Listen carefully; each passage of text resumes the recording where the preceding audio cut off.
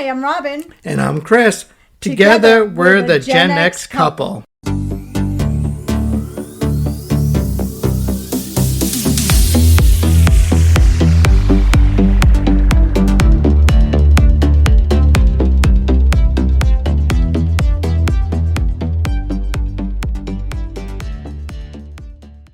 Hey guys.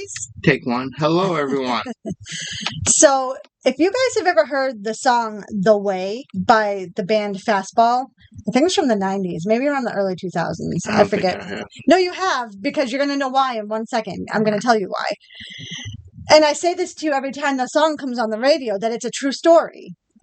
Do you know that song? No. Okay, whatever. So, anyway, the song by Fastball called The Way, it's based on a true story. And it's not like some vague inspiration. I mean, it's a story that actually happened. It's about a couple from Salado, Texas, named Lela and Raymond Howard, and the way their ordinary Saturday morning turned into a disappearance that baffled their family and law enforcement across several states. Okay, I remember now. Yeah, it was like a short drive. They ended up way out of the way.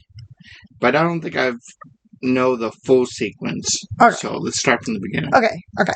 So in the summer of 1997, Lela was about 83 years old and had begun showing signs of memory problems, which are consistent with Alzheimer's disease. Meanwhile, Raymond was 88, and he had suffered a head injury in a serious car accident a few years earlier.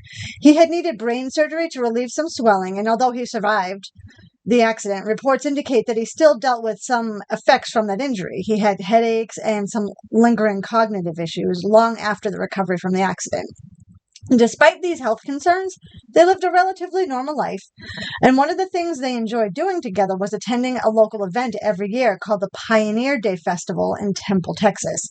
It's a small community festival, which was probably about 10 to 15 miles north of their home in Salado. It was a short drive that they had made many, many times before. So this was like something familiar to them, something they'd done a lot of times. Yeah. It was like a routine. Exactly. So on the morning of June 28th, 1997, they left home in their Oldsmobile, planning the same short drive to that festival that they had done many times. Family was aware of their plans, and because Lela's memory issues and Raymond's recovery from the head surgery were known concerns, their son offered them a ride so that someone else could drive them to the festival.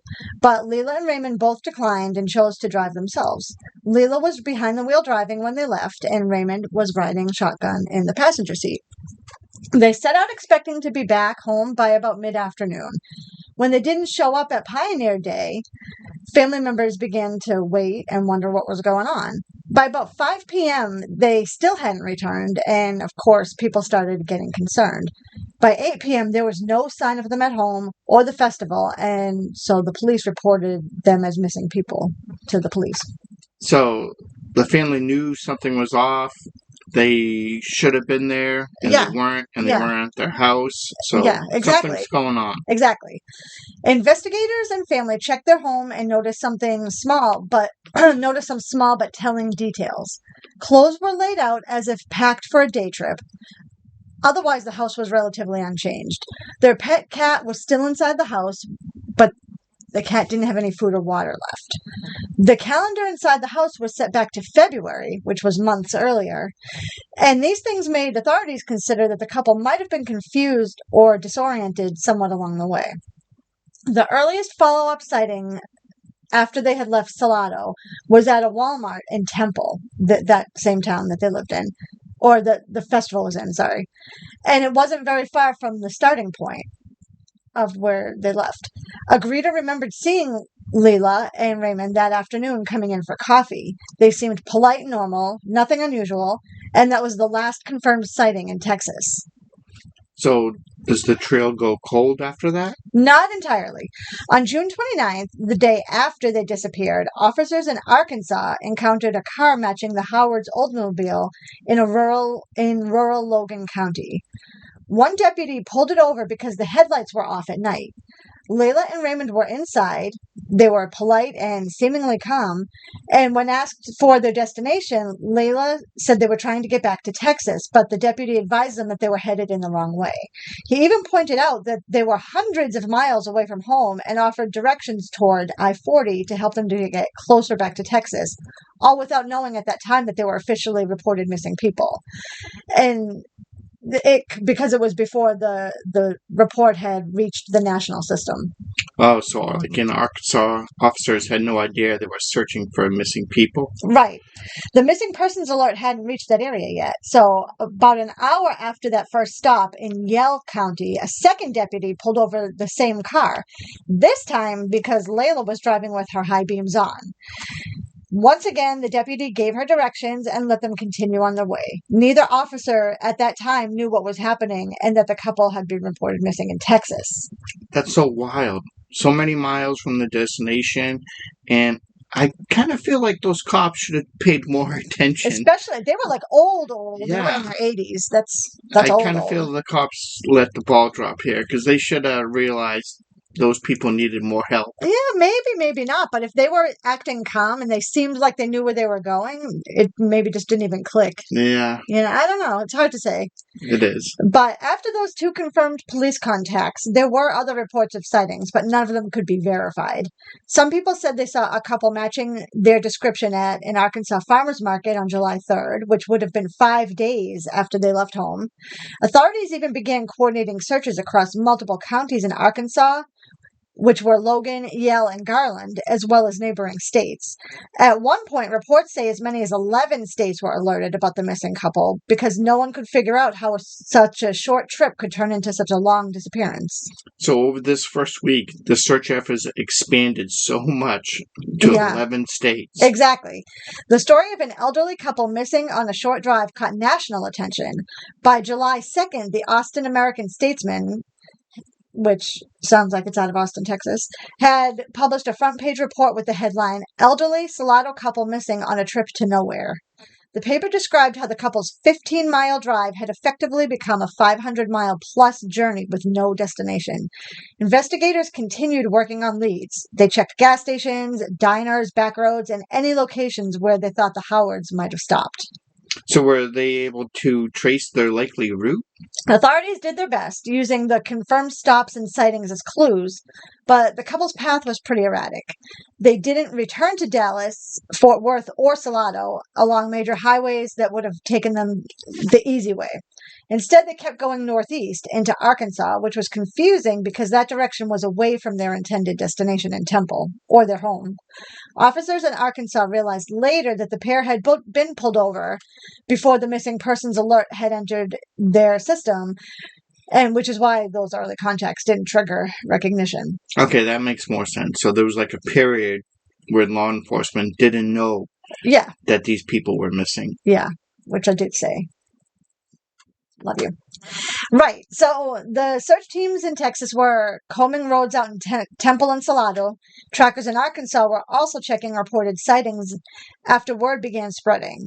The couple was described as polite and cooperative when stopped, and during one of those interactions, the deputy even pointed out how far off the route they were.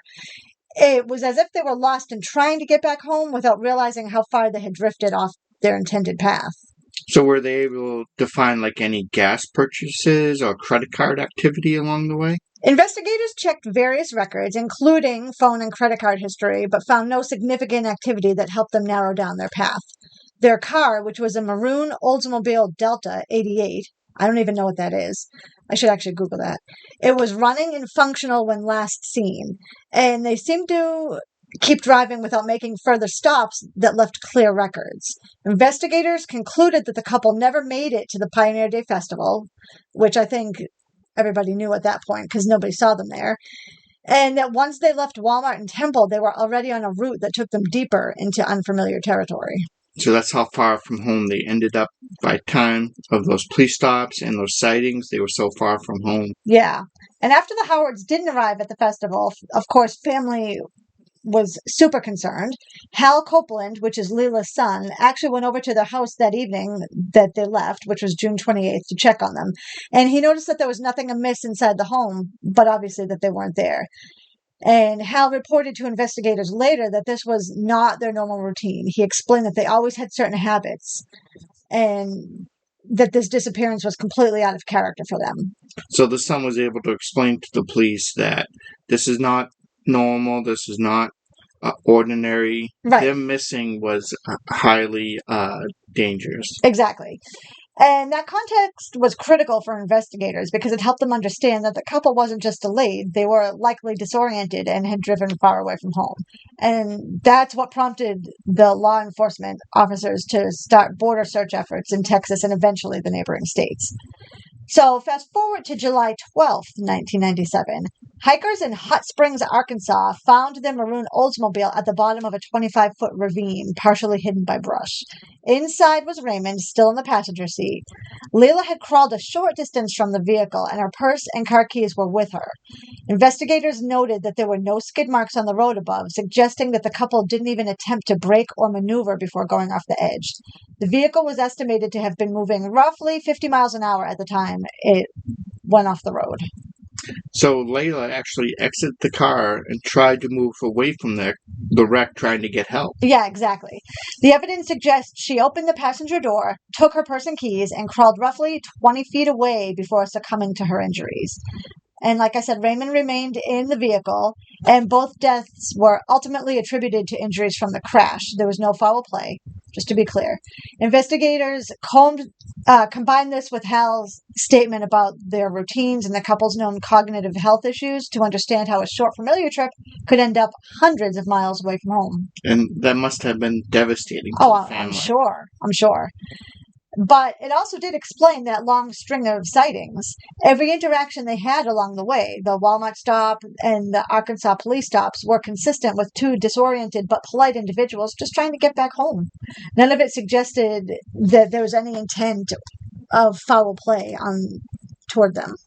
In geography, that makes sense, too. They started first one, Salado, Texas, intended to go just north to Temple, but ended up traveling over 350 miles northeast into Arkansas. Mm-hmm. And that ravine where they were found was completely ravine hidden from view. I already said it once. Which is why search teams probably passed it over without noticing.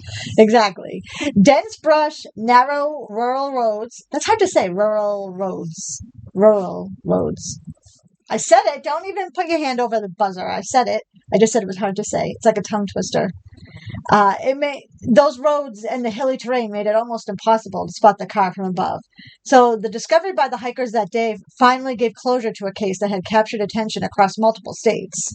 And so this is where the connection to Fastball comes in? Yes. That tragic journey inspired the band Fastball to write their hit song, The Way. And the lyrics describe a couple taking off on the open road, disappearing without explanation. And while the song turns the story into something a little more romanticized, I guess, the reality is that Lela and Raymond Howard were two elderly Texans who ended up far from home due to a combination of disorientation, memory issues, head injury, and their final journey was recorded in history. Yeah, it really helps to know the full sequence. So from leaving home to Walmart, then the police stops in Arkansas, and then the son checking the house and talking to investigators, all the way to the crash site. It grounds the song in a real heartbreaking story. Yeah, so every time the song comes on the radio, now you know it was a true story. And every time it comes on the radio, I say to Christian, that was a true story. And now you know the whole story. Instead of me having to give the little abridged version, now you'll know every time it comes on. It doesn't come on that often, but every now and then. And knowing is half the battle. Yes, I love that you said that. That's one of my favorite lines. And for you youngins out there, Google it. And that's it. I figured I would fill Chris in on the full story, and while I was at it, I figured I'd fill you guys in too, because it's fascinating. It's sad, but it's fascinating. So there you have it. That's it. We're going to wrap it up. Email me if you have an idea. Find me on social media if I ever update it. The end. See you later, alligator. In a wild crocodile.